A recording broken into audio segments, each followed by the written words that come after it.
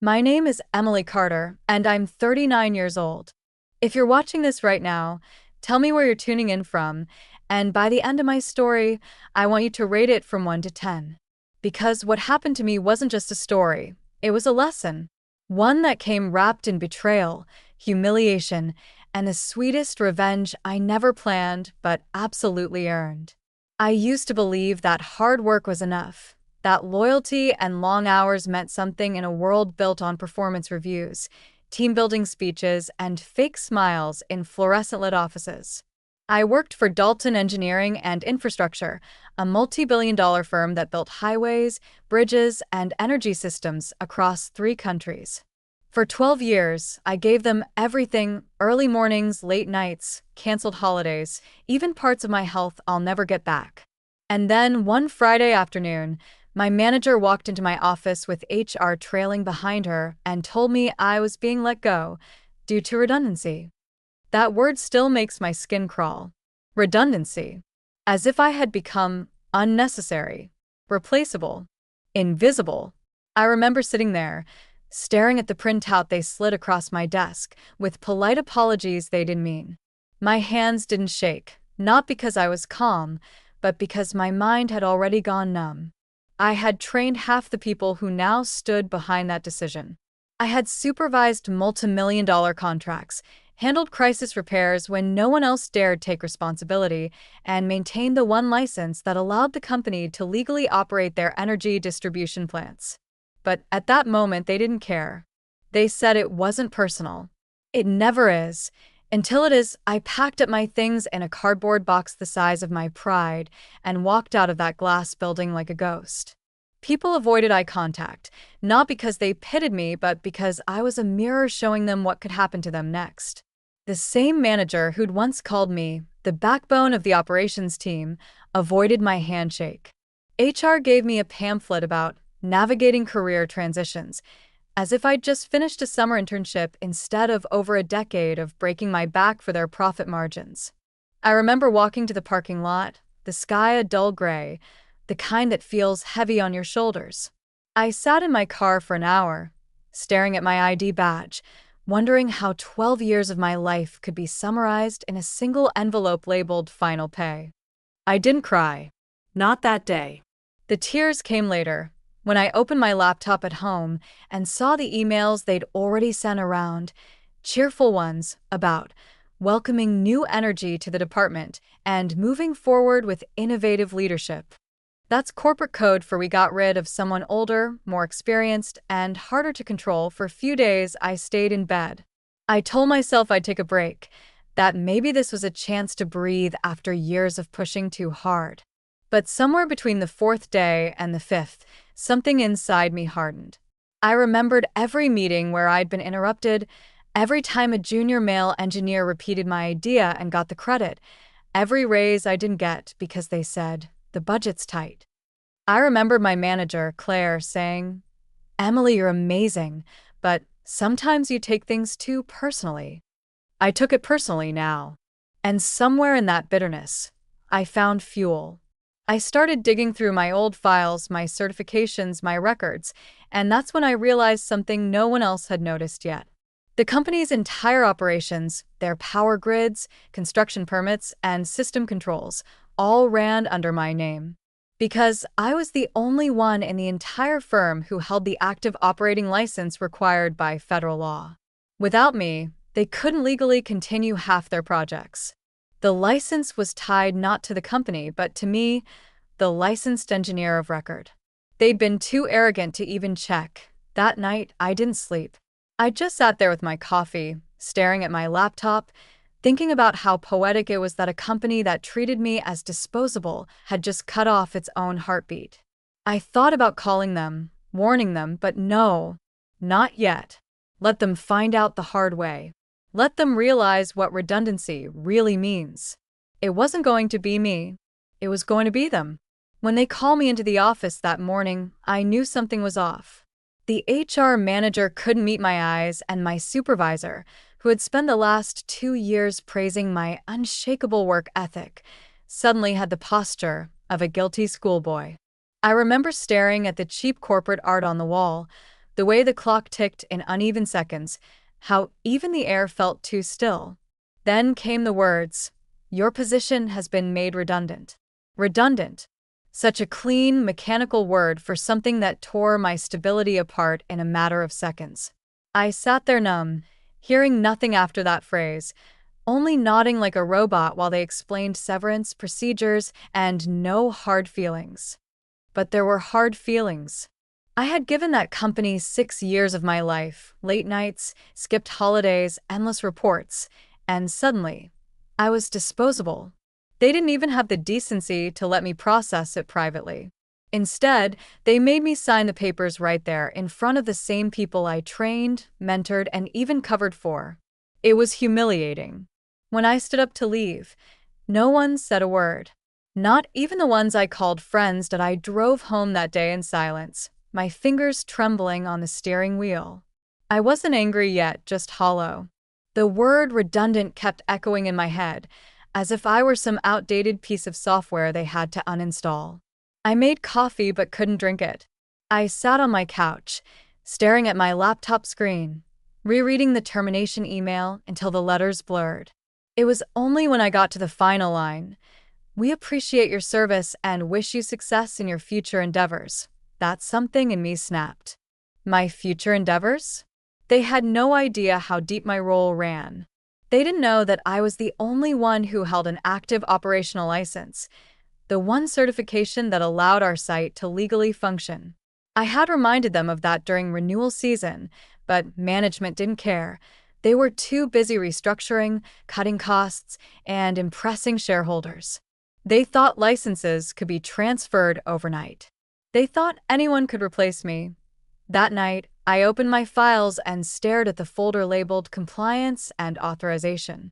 My name was there on every line, every form, every approval stamp. I was the legal signatory for our operational permits. Without my authorization, every system in that plant, every shipment, every machine, was technically illegal to operate. The realization settled over me like an electric pulse.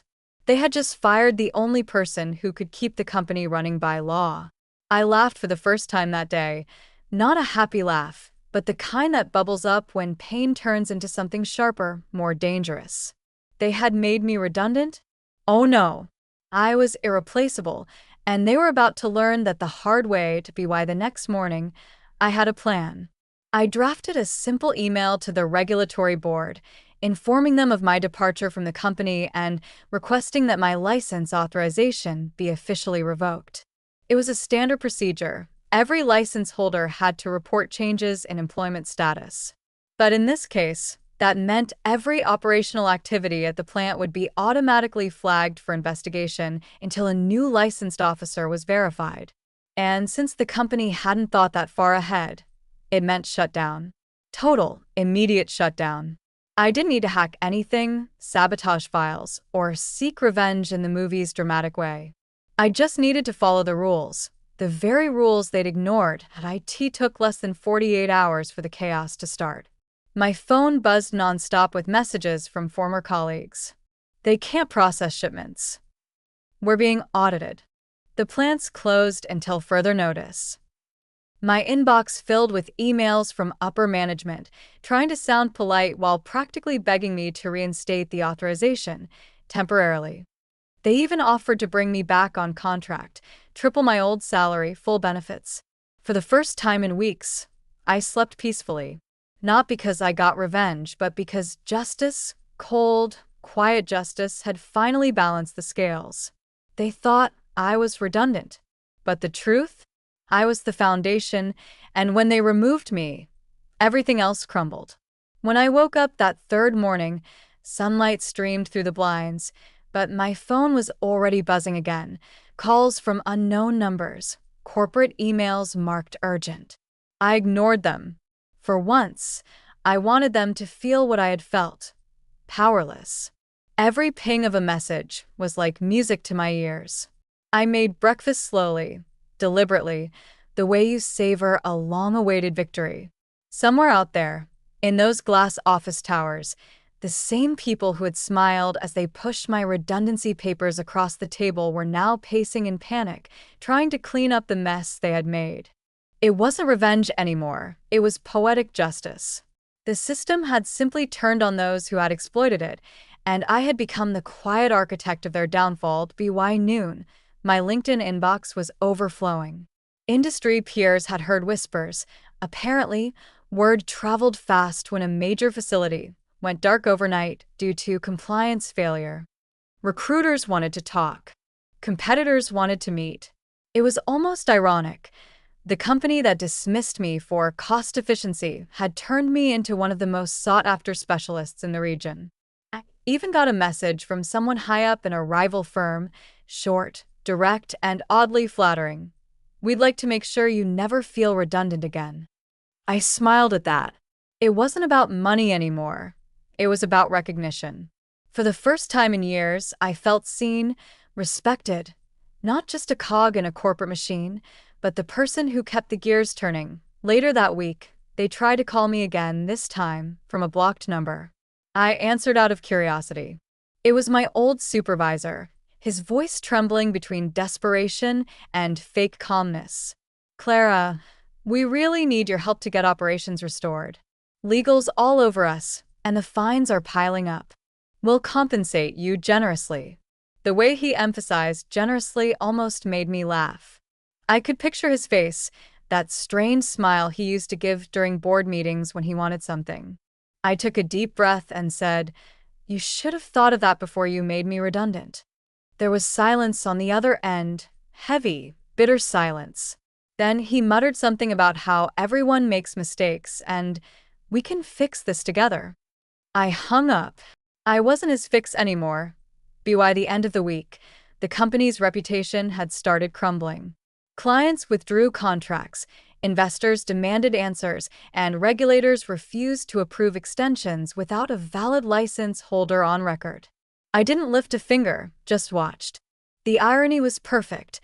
I had been their most loyal employee, and now, by simply stepping away, I had become their undoing. And deep down, I didn't feel guilt. I felt balance. They had fired me to save money, but the cost of their arrogance had multiplied beyond anything they imagined. Still, late at night, I'd sometimes replay that day in my mind, the moment they told me I was redundant. The shock, the humiliation, the way my chest tightened as I walked out with a cardboard box full of memories. Now, when I thought about it, there was no pain left, only calm satisfaction. I had learned something powerful. Never underestimate your own value, especially in a world that treats people like replaceable assets. You're not redundant if you're the backbone. You're not replaceable if the system stops working without you. And sometimes, the best revenge isn't rage. It's letting the truth expose itself while you move on stronger than ever. Weeks rolled by, and my new life began to take shape with a rhythm I hadn't felt in years. Freedom had its own strange melody, quiet but strong, steady but unpredictable. I moved out of my small apartment near the industrial park and rented a little cottage by the sea. Mornings were spent sipping coffee on the porch, watching the gulls fight over breadcrumbs as waves crashed lazily against the rocks. I'd traded fluorescent office lights and endless meetings for ocean air and silence, and it felt like a rebirth. Every time I inhaled that salty wind, I remembered the boardroom where they'd labeled me redundant. That word no longer carried pain, it carried irony. Because the moment I left, everything they had built on greed and pretense had started to crumble. But even as I tried to move on, fate has a way of circling back when you least expect it. One evening, as I was reviewing a consulting proposal on my laptop, I received a message from an unknown number. It simply said, "We're finished without you. Please name your terms." It was from the CEO, the same man who had once refused to even look me in the eye when I tried to explain that my license renewal request was urgent. I almost laughed out loud. Suddenly, I realized they weren't just losing money. They were losing credibility. No one in the industry wanted to touch them without an operating license, and that license was mine. I had become the one thing they couldn't replicate, outsource, or automate. And it wasn't power I felt, it was peace. Peace in knowing that for once, justice didn't need to be forced. It simply happened that I didn't reply right away. Instead, I decided to meet him face to face. I wanted to see the change in his expression, from arrogance to humility. When I walked into that glass building again, the same security guard who once avoided eye contact now greeted me nervously. The receptionist, who used to smile politely but dismissively, stood up as I entered. Everything felt different. People looked at me not as the woman who got let go, but as the one who could save them. The CEO was waiting in the conference room. He stood up, his tie slightly loose, his confidence nowhere to be seen. "Clara," he said softly, "we made a terrible mistake." I looked him straight in the eye and replied, "You didn't make a mistake. You made a choice. Now you're living with it." The silence that followed was heavy, uncomfortable, but I didn't feel it. I let it sting. After a few minutes, he tried again. "We can rebuild together. You'll have full control, higher pay, complete autonomy. Whatever you want." His voice trembled slightly, like someone offering gold for something far more valuable, respect. I smiled faintly. "You think it's about money?" "It never was," I said. "It's about how easily you threw away loyalty. You didn't fire an employee. You discarded a person." His face tightened, regret flickering in his eyes. I stood up and gathered my things. "I'll send my decision by email," I said. But as I walked out, I already knew what it would be. When I got home, I opened my laptop and typed slowly, deliberately. "Thank you for the offer, but I'm afraid I can't help you rebuild something that was never built on integrity. I wish you luck finding someone who can sign your license." Then I hit send. My chest felt lighter than it had in years. I leaned back, smiled to myself, and whispered, "You made me redundant. Now you'll learn what that word really means." That night, I slept soundly, knowing that sometimes the sweetest revenge is not destruction, but dignity. Walking away when the world finally realizes what you were worth all along. Months later, my name began appearing in business journals and industry panels, not as the woman who was let go, but as the expert who rebuilt the rules. I had joined a new firm, one that actually valued human beings over numbers, and I was leading a project that focused on ethical compliance and employee empowerment. Every day felt like reclaiming a piece of myself that had been buried under years of underappreciation. My new team called me the License Whisperer because I could spot issues others missed. And I laughed with them, not because the nickname was clever, but because it was born out of respect, something I'd craved and finally earned on my own terms. But the story didn't end there.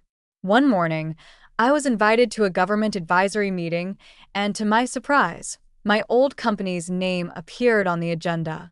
They were facing a full investigation for noncompliance, financial misconduct, and falsified certifications. I sat at that long mahogany table, calm and composed, as the officials discussed the situation. The company representative sat across from me, pale, defensive, broken. When the chairman introduced me as Consultant Clara Hayes, former senior compliance officer, their eyes widened. I nodded politely, hiding the quiet satisfaction that bubbled inside me. The same people who once saw me as disposable now had to watch me shape the very policies that would decide their fate.